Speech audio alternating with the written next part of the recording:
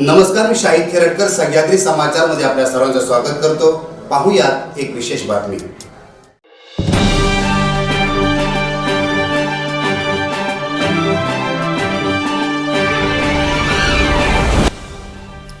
रत्नागिरी जिल्ह्यातील लोककलावंतांच्या उपस्थितीत महाराष्ट्र राज्य सांस्कृतिक लोककला उपसमितीची चिपळूण येथे महत्त्वपूर्ण बैठक संपन्न झाली।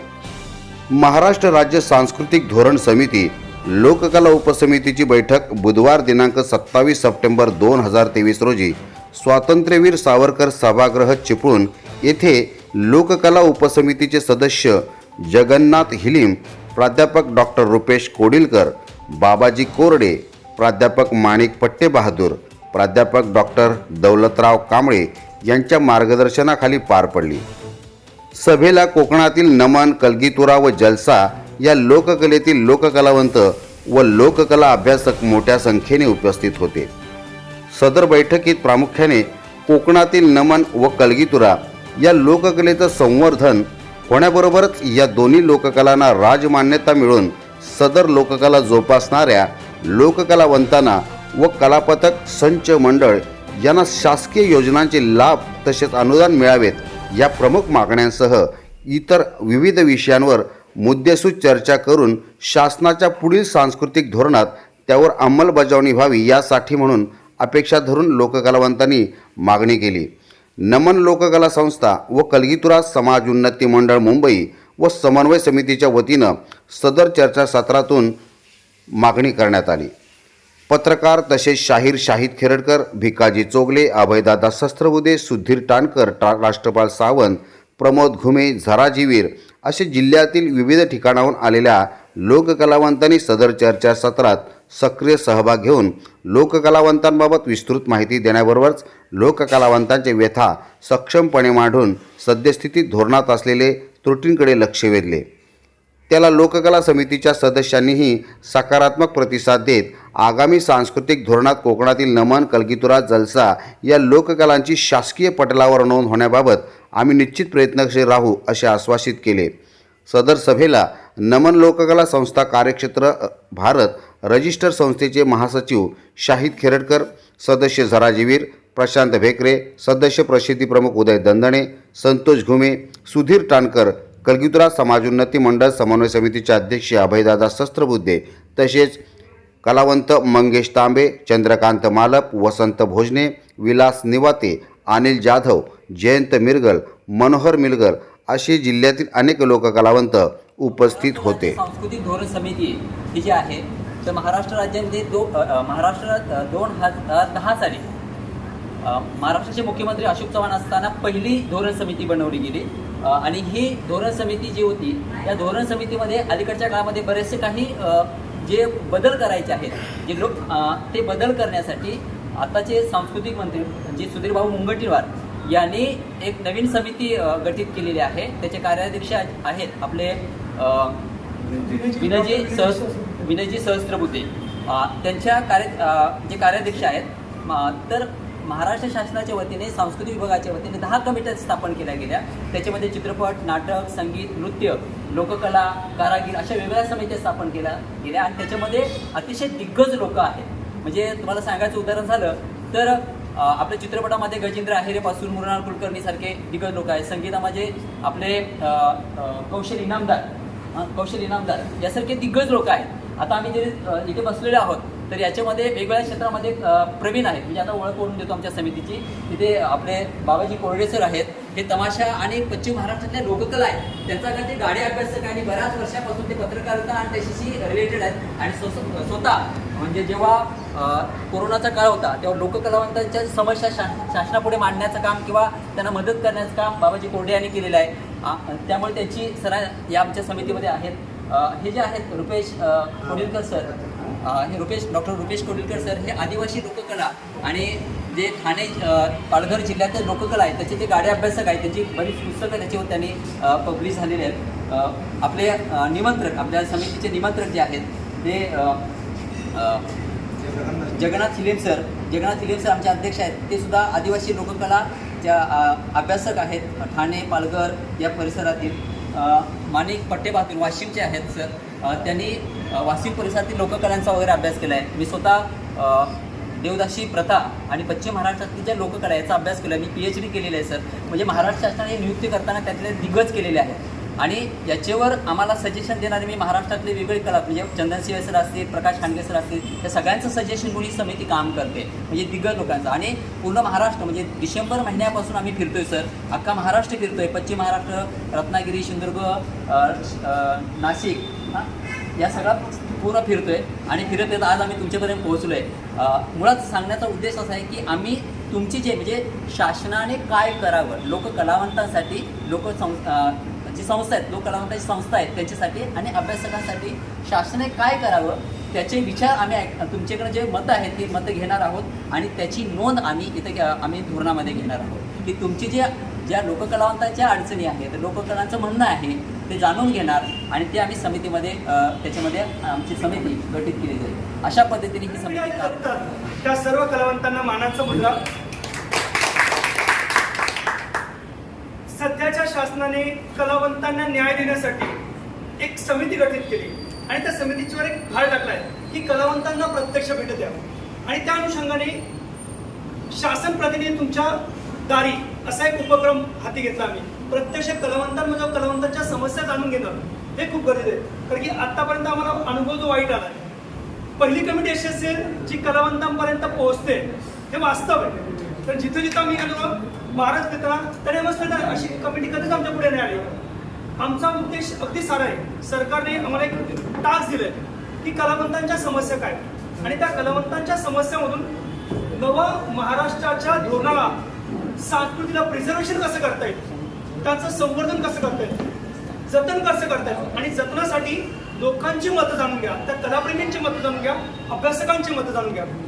मी तुम्हा सर्व महानुभावांना विनंती करेल की आपल्या भागातील ही जी लोककला आहे ती कशी जिवंत राहील कलावंत कसा जिवंत राहील. कारण कला जिवंत ठेवणं हे कलावंतांच्या हातात आहे आणि कलावंत जागला तर कला जिवंत राहील. बघा प्रत्येक कलावंतांना शासन सर्व काही देऊ शकत नाही पण एक अपेक्षा असते. तर तुमच्या अपेक्षा काय की ही कला कशी जिवंत राहील एका पिढीकडून तुमच्या आपल्या आजोबाकडून आपल्यापर्यंत आली आता ती आपल्याकडून आपल्या मुलांकडे किंवा नातवांकडे ती कशी राहील तिचा जो जिवंतपणा आहे तिचा जो परंपरागत आलेला भाव आहे तो कसा जिवंत राहील यासाठी एक प्रयत्न शासनाने केला आहे.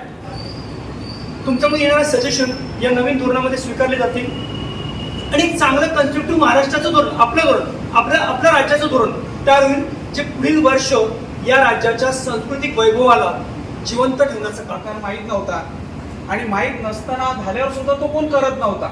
त्याचं कारण असं की त्या जाचकटी शासनाला लागणाऱ्या जाचकटी ह्या आजही म्हणजे पहिले सुद्धा आणि आताही सुद्धा त्या घातक ठरतायत आणि त्याच्यामुळे आमचा कोकणचा कलावंत हा त्या याच्या पाठीमागे जाऊ शकत नाही. शासन दरबारी जे काही जो काही राज्याश्रय पाहिजे किंवा एखाद्या मानधन पेन्शन म्हणता येणार नाही त्याला शासनाचा वृद्ध कलावंत मानधन हा जो भाग आहे त्या भागाला जर जायचं असेल तर जवळजवळ 30 ते 32 पेपर तयार करावे लागतात आणि 30-32 पेपर तयार करत असताना एखादा वयोवृद्ध कलावंत असतो तो फक्त 2 ते 10 पेपर तयार करतो नंतर तो थकतो. आलं का लक्षात. माझी पहिली कंप्लेंट विनंती आपण केलेलीच आहे तिकडून की हे जे काही प्रोसिजर त्याच्यात कमतरता यावी थोडी म्हणजे पेपर तेच कमतरता यावी. त्याचप्रमाणे ज्या बाकीच्या लोकांना दशावतारा म्हणा किंवा एखाद्या लावणीला म्हणा ज्या काही सुविधा देत आहेत त्याच्या शासनाच्या माध्यमातून ते आमच्या ह्या नमन आणि जागतिक कलेला सुद्धा त्याच्यातून तो त्या सुविधा मिळायला हव्या आणि नमन आणि जागतिक शक्ती ह्या कलेला मिळायला हव्या. आणि जे शासनाचे जे काही महोत्सव भरले जातात शासनाच्या माध्यमातून महोत्सवाला जेव्हा मी लहान होतो त्यावेळेला आम्ही नाचायचो. आता मी मोठा झालो जळगाव म्हणा यावेळेला शासनाचे महोत्सव भरले जायचे आणि त्या शासनाच्या महोत्सवामध्ये हे सर्व कलावंतांना एक कुठली तरी कला सादर करायला दिले जाते तिथे सर्टिफिकेट दिलं जायचं. आणि आता जे आम्ही जेव्हा शासनाकडे आम्ही पेन्शनसाठी जेव्हा भाग करतो पत्र देतो त्यावेळेला ते पहिले विचारतात तुम्ही शासनाचा कुठे प्रोग्राम केला आहे का. तर जेणेकरून आम्हाला जर दिलाच नसेल तर आम्ही कुठे करणार तो शासनाचे प्रोग्राम जे कुठे होतं त्याच्यात आम्हाला आमच्या दोन्ही कलावंतांना तिथे समाविष्ट संधी मिळायला पाहिजे. स्वतंत्र आमच्या कोकणासाठी महोत्सव भरले गेले. शासनाला हे आम्ही just we are a socket between 2 pipes 2 pipe मधले आम्ही सॉकेट आहोत शासनाने तुमच्यामध्ये हे आम्हाला जाणवते यामध्ये ड्रॉबॅक्स असा राहून गेला की 100चा कोठा जो आहे ना, ज्यांचा हात पोचतो ना तिथंच तो पूर्ण होऊन जातो. लक्षात घ्या, मला काही गोष्टी व्यासपीठावर बोलत असताना भांडे होता, त्याचा हात पोचतो म्हणजे समजून घ्या तो 100चा कोटा तिथंच पूर्ण. आमच्या महाराष्ट्रामध्ये आळंदी देऊ सगळं माझ्या गावा शेजारी 25 किलोमीटर. गळ्यात विना टाकायचा, मस्त डोक्याला फेटा बांधायचा, नामकंद वगैरे लावायचा, मोठी माळ घालायची, फोटो काढायचा, अर्जाला जोडायचा, स्थानिक लोकप्रतिनिधींचं शिफारस घ्यायची, जायचं, मानधन चालू. त्याला हरिपाठ म्हणता येत ना, अशा लोकांना मानधन चालू.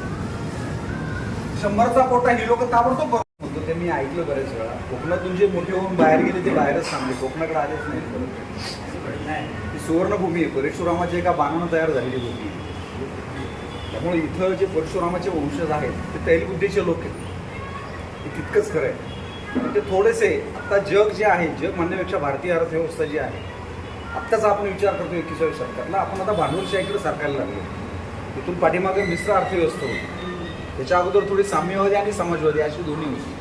कोकणचा माणूस आजही अंतुबरोबरसारखा विचार करत असेल तर ते त्याचं दुर्दैव आहे असं म्हणावं लागेल. स्पष्ट बोलतो मात्र अल्पसंतुष्ट राहून काय होणार नाही. आणि फक्त कलेवरही कोणाला मोठं होता येणार नाही. पूर्वीच्या कलावंतांच्या गरजा फक्त काय होत्या, 2 वेळेचं अन्न, छोटंसं राहायला झोपडं. आता नाही आहे. जसं 16 वर्षाच्या मुलीला आता ऐश्वर्या राय व्हायचे, तसं प्रत्येक कलावंताला आता बच्चन व्हायचं. गरजा वाढल्या आणि सगळं पैशावर आलेलं आहे. पूर्वी गावात एक नाभिक समाजाचं एक कुटुंब असायचं, एक पायलीभर तांदूळ दिले की वर्षभर आपले हजामत तो करायचा. आता ते दिवस नाही राहिले. त्यामुळं सर्व काही सरकार करेल अशाही भ्रमात आपण राहू नये. आपणही एक वैयक्तिक पातळीवर बोलतो, मी अनऑफिशियली बोलतोय. तर सरकार करण्यासाठी उत्सुक आहेच, सरकारची ती जबाबदारी सरकारनं ओळखलेली आहेच. तर त्याचबरोबर आपणही भांडवलशाहीकडे जात असताना आपण त्याप्रमाणे उजव्या विचारसरणीचं व्हावं अशी मी एक सूचना आज जे नव पुनर्सांस्कृतिक धोरणाच्या निमित्ताने जी आमची उपसमिती आपल्यासोबत प्रत्यक्ष कलावंतांच्या कलांचा अभ्यास करण्यासाठी आणि त्यांनी सुचविलेल्या सूचनांचा समावेश या नवीन सांस्कृतिक धोरणामध्ये समाविष्ट होऊन त्यांना एक कायदेशीर चौकटीत बांधून त्या सर्व कलावंतांना कसा वाव देता येईल, त्यांना मानधन कसं देता येईल, मानधनापेक्षा मान सन्मान कसा देता येईल, पैसा नव्हे पण ते मान सन्मान मिळणं अपेक्षित आहे. आमच्या पैशापेक्षाही आमचा कोकणी माणूस मनाने समाधानी राहण्यासाठी तो प्रसिद्ध आहे. आणि म्हणून फक्त याच्यामध्ये आतापर्यंत आपण जे काही सांगितलं त्या सूचनाचं एक कन्क्लुजन करतो की प्रमुख तुमच्या सर्वांच्या मागण्या अशा लक्षात आल्या की कागदी घोडे कमी करा. म्हणजे देणार 3,000 रुपये पण 30,000चे कागदपत्र लागत असतील तर 4 आण्याची कोंबडी आणि 12 आण्याचा मसाला नकोय आम्हाला. आणि तो त्रास नकोय वारंवार त्या ऑफिसमधून वापस जाणार.